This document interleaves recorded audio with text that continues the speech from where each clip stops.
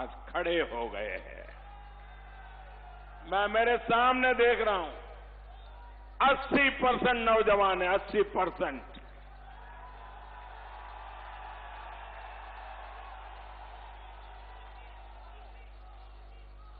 और मुझे बताया गया, मैंने कहीं रिपोर्ट में भी पढ़ा, मुझे पढ़कर के खुशी हुई, मुझे बताया गया कि आमतौर पर जो सरकारी मशीनरी होती है वो चुनाव में ये करो, ये ना करो, ढिकना करो, फलाना ना करो, इसी में लगी रहती है।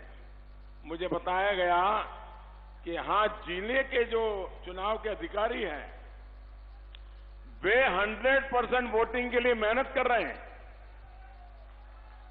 ये बहुत अच्छी बात है, मैं उनको बधाई देता हूं।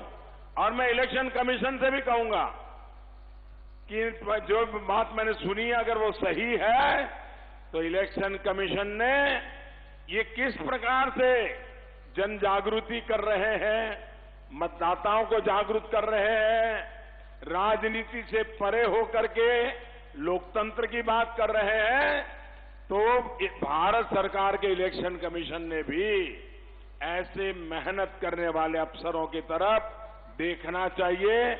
और उसमें से पूरे देश में इस चुनाव नहीं तो आगे वाले चुनाव में ये क्या तरीका अपनाते हैं, कैसे लोगों को मोबिलाइज किया, ये सारी बातें डॉक्यूमेंट करनी चाहिए। मैं बधाई देता हूं जो मैंने सुना है वो अगर सही है तो, क्योंकि मुझे